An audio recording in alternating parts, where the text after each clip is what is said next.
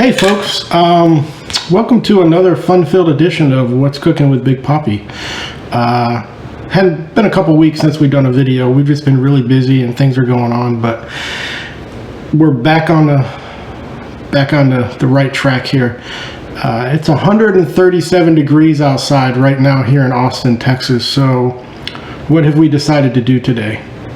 Yeah, grill some ribs. Just what we always wanted to do when it's 137 degrees outside.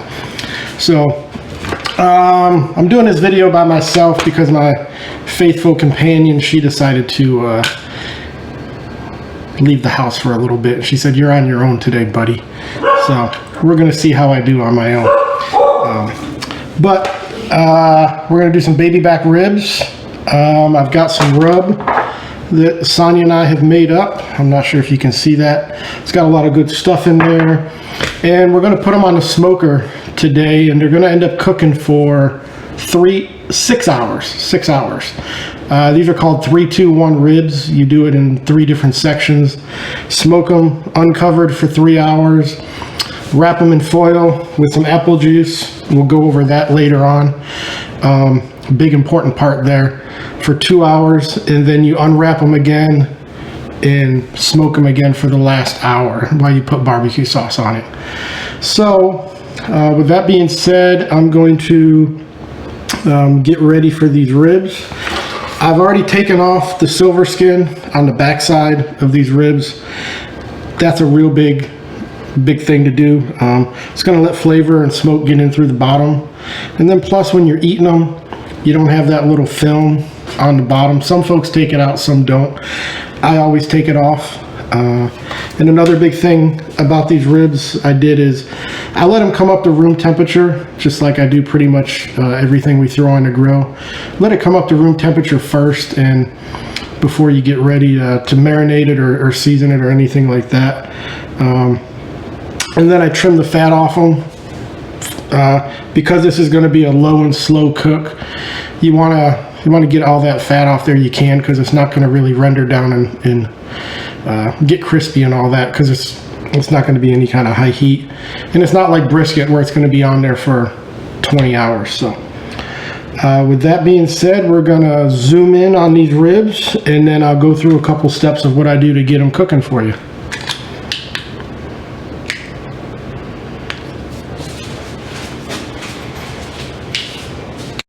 Okay, so these ribs are all cleaned up, and I got them dried off really good, so that our rub will stick real good to them.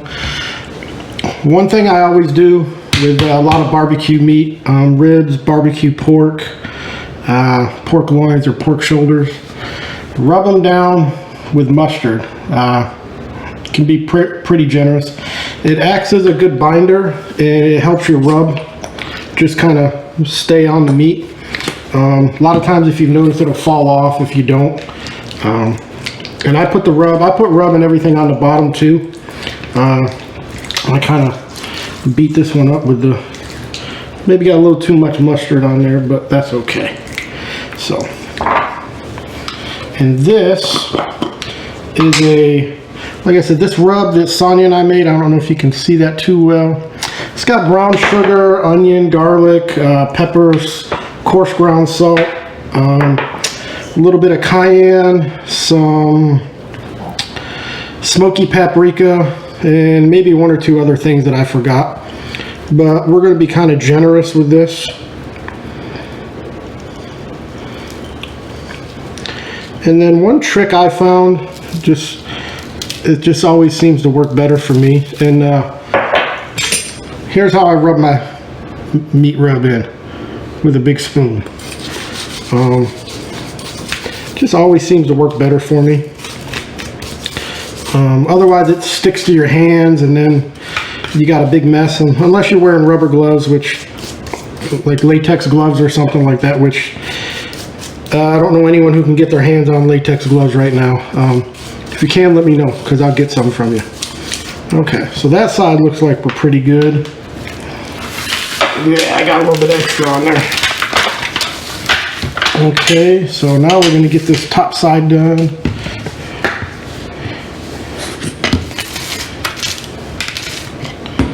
cover this guy with some mustard. And this is, I've done these ribs both ways, with or without mustard, and you can definitely tell when you've used the mustard on there, the rub just sticks really well and gives it a good chance to soak down in there. And you really can't taste the mustard. It doesn't do anything for the flavor or anything like that. So okay, now we'll give these a good coating with this rub. And you can see the big chunks of the salt on there. I'll zoom in here in a little bit before we get it ready to put them on the grill.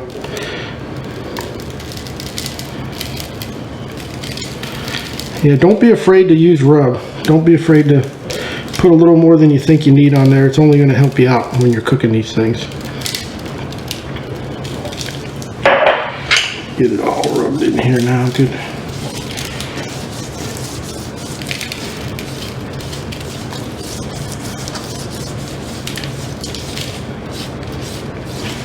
And these guys are ready to go on the grill. And we'll be right back and we'll throw them on there. Okay, so I want to go back and touch base a little bit on something I just said in the very beginning. So these are 3-2-1 ribs, and that stands for the number of hours. So we got our smoker heated up to 225, and that's pretty much the temperature we're going to use for the whole 6 hours.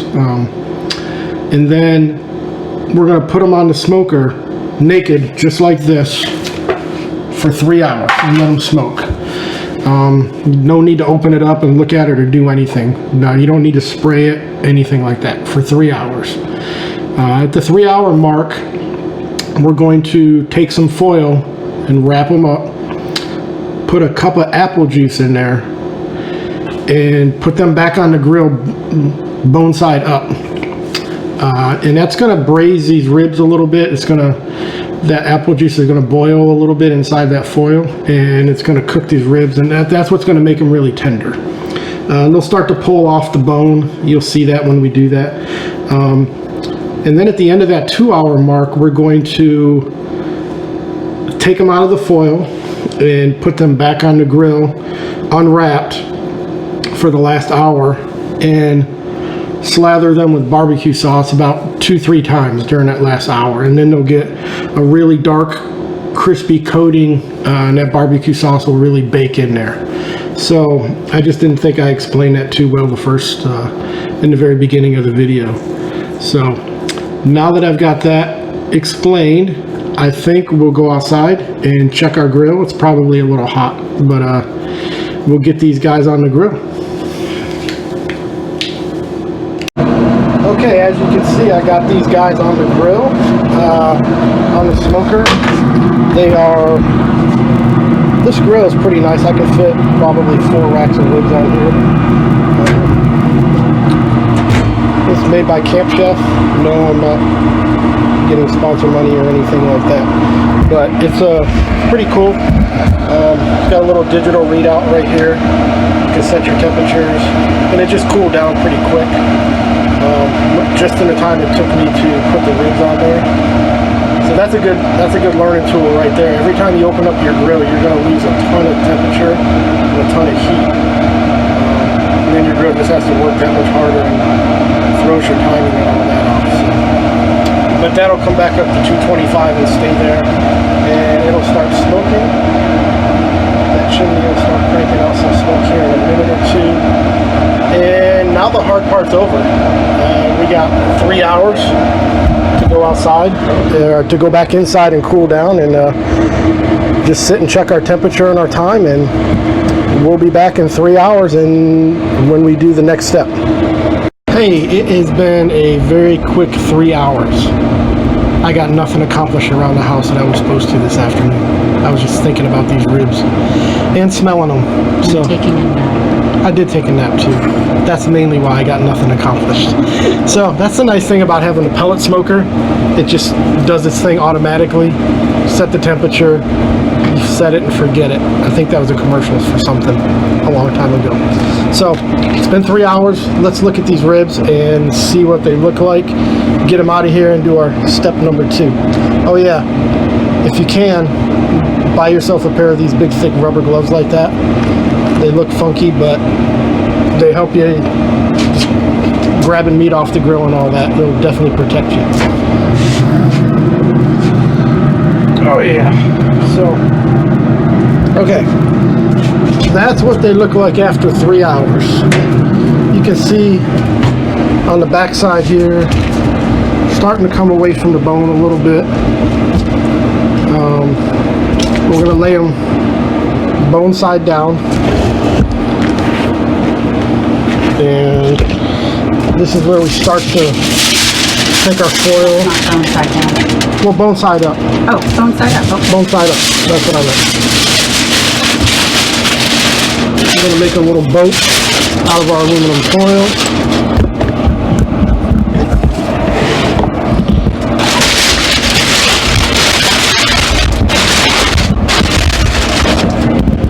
And 2 cups of apple juice.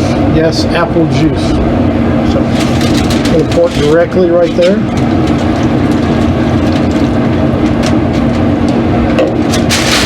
And then wrap this up real tight.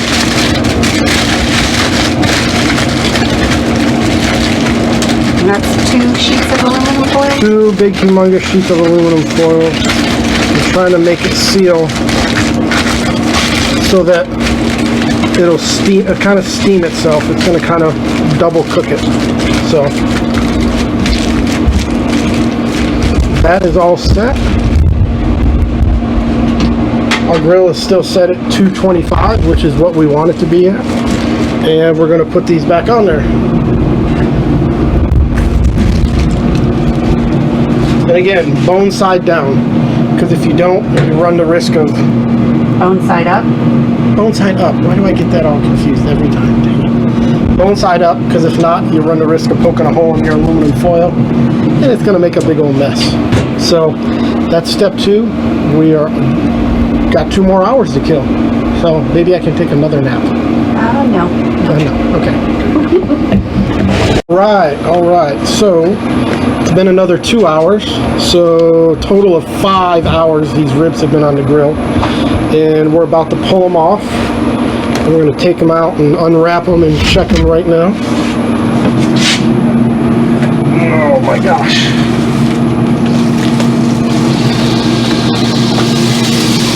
Yeah, I had a leak. That sounds good. So I had a little leak there, which is what I didn't want. But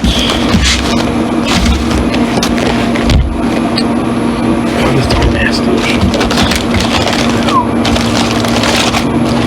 Woo! These things are hot. And you can see, if you look right down there, you can see how far they're coming across off the bone. They're pulling right off there. These are going to be super tender, and they're going to fall right off the bone.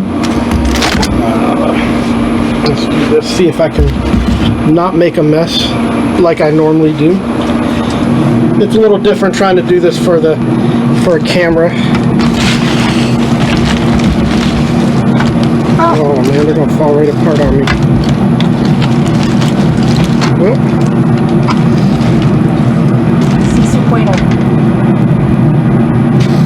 Okay.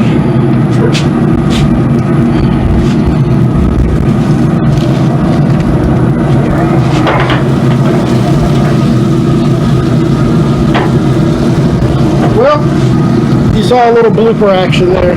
The ribs came apart. That's because they are so tender right there. They literally just fell apart. But that's okay. We're going to finish them off for 1 more hour like this. Coat them down really good.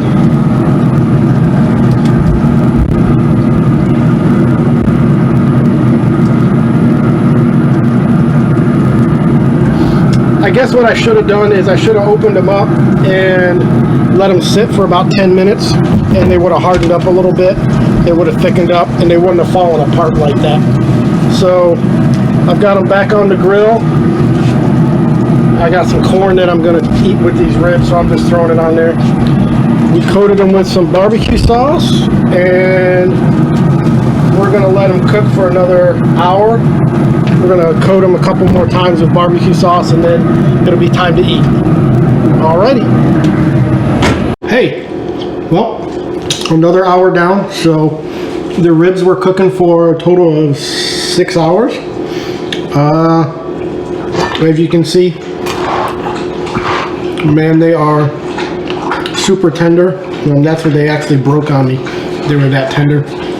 A little snafu, but I'd rather have the ribs extra tender than not tender enough. So throughout the whole 6 hours, you can see how it pulled away from the bone right there. And these are Smithfield ribs. Just get them at Walmart. I think I've tried different brands of ribs or HEB ribs or whatever. These always seem to come out the best, the Smithfields. So I'm gonna cut one or two of these here. Yeah, you saw how easy that cut. Let's take a peek here. Beautiful little smoke ring on there. How nice that is. And take another one. Man, they're hot. But you can see how that bone just fell right off of there. So, and now for the best part of all this 6 hours.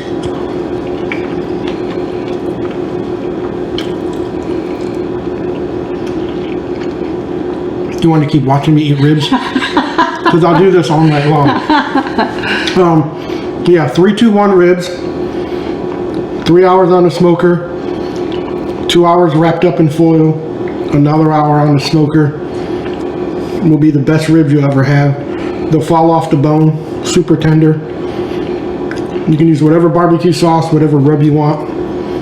Whatever makes you happy. So, thank you for hanging in with me. Again.